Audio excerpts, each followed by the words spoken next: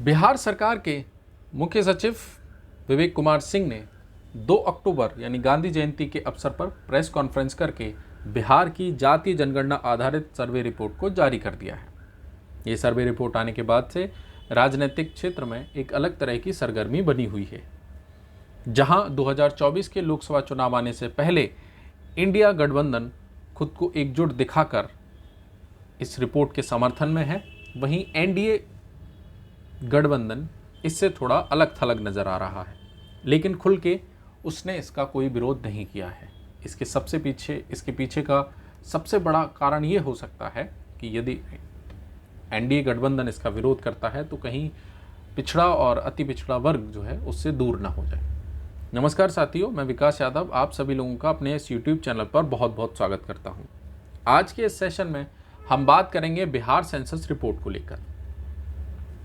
आज के सेशन में हम जानेंगे कि बिहार में रिलीजन वाइज क्या आबादी है, कैटेगरी वाइज क्या आबादी है और कास्ट वाइज क्या आबादी है। इस सब के एक कंपैरिजन को देखेंगे। 2011 से लेकर के 2023 के बीच में बिहार की जो आबादी है उसमें लगभग 25% का इजाफा हुआ है। बिहार में किस धर्म की कितनी आबादी है अगर हम देखें तो हिंदू जो रिलीजन है वो लगभग 82% के बराबर है, 81.99%।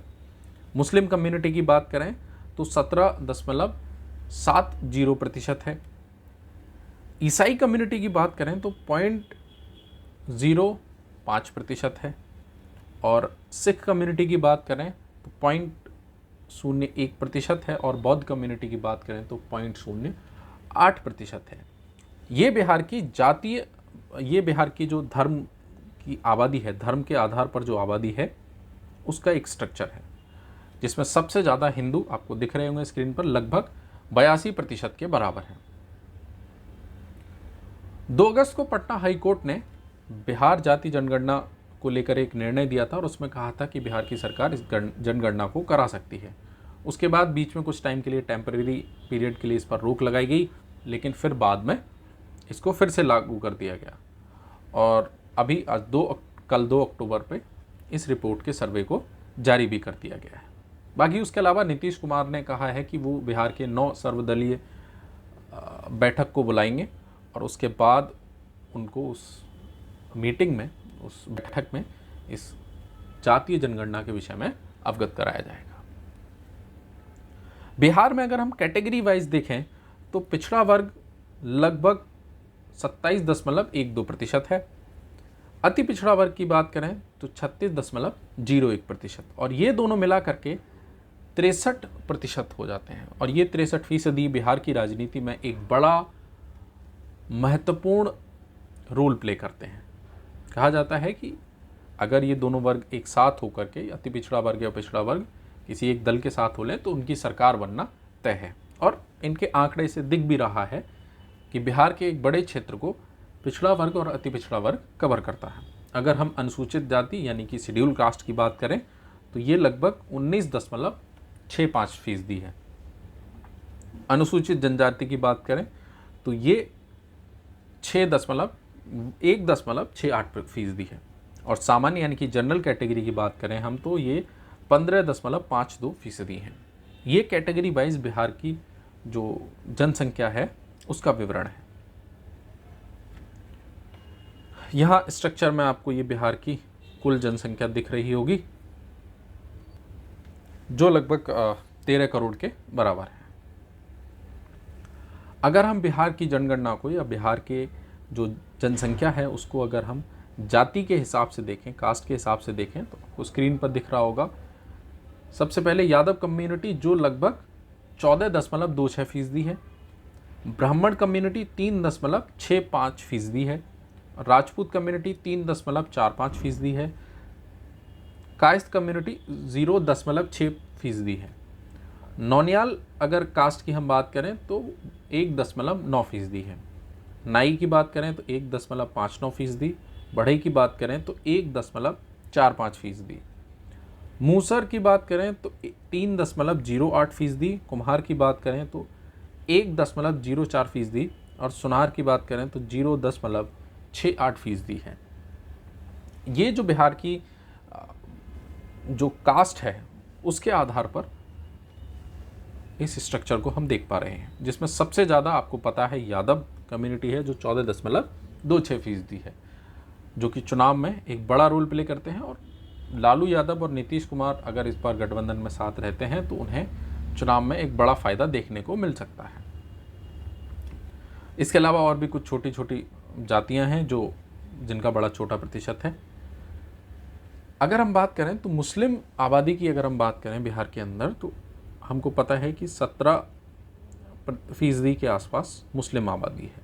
अगर इस मुस्लिम आबादी की भी अगर जातियों की बात की जाए तो इसमें सबसे ज़्यादा हमें देखने को मिलती है सिख, जो कि 3.82%। अंसारी की बात करें तो 3.5%। सूरजापुरी मुस्लिम की बात करें तो 1.87%। दुनिया की बात करें तो 1.42%। शेर शाहवादी की बात करें तो 0.99%। कुल्लेहा की बात करें 0.95%। भाट की बात करें तो 0.06%। मलिक, ये भी मुस्लिम कम्युनिटी, मुस्लिम बिरादरी है, इसकी अगर हम बात करें तो 0.08% है। इदरीस या दर्जी की बात करें तो 0.25% है। कसाब की बात करें तो 0.10% है। पठान 0.75% हैं और सैयद 0.22% हैं, जिसमें सबसे ज़्यादा आपको पता है कि शेख हैं जो कि 3.82% हैं और उसके बाद अंसारी आते हैं। मुस्लिम कम्युनिटी भी बिहार के जो राजनीतिक या चुनाव के समय एक बड़ा इम्पॉर्टेंट रोल प्ले करती है।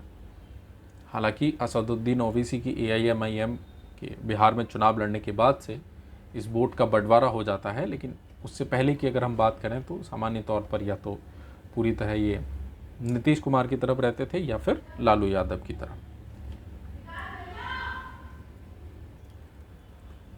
हालांकि इस जातीय जनगणना को हाई कोर्ट में चैलेंज किया गया है। इस पर सुनवाई जो है 6 अक्टूबर को सुप्रीम कोर्ट में होगी। अब देखना यह है कि क्या रहता है। बिहार जातीय जनगणना को लेकर के तमाम राजनीतिक पार्टियों ने बहुत अलग अलग स्टेटमेंट दिए हैं। जहां इंडिया गठबंधन की जितनी भी पार्टियां हैं वो सब इसके फेवर में नजर आई। वहीं आम आदमी पार्टी ने यह कहा कि देश के अंदर भी जातीय जनगणना होनी चाहिए। वहीं बीजेपी नेता और केंद्रीय मंत्री गिरिराज सिंह ने नीतीश कुमार सरकार पर हमला बोला और उन्होंने कहा कि जातीय जनगणना बिहार की गरीब जनता में भ्रम फैलाने के सिवाय कुछ नहीं है। वहीं कांग्रेस जो है इस जनगणना के समर्थन में है और जो बैठक बुलाई गई है उसमें कांग्रेस, आम आदमी पार्टी और बाकी के जो 9 सर्वदल हैं वो सब वहां पर पहुंचेंगे।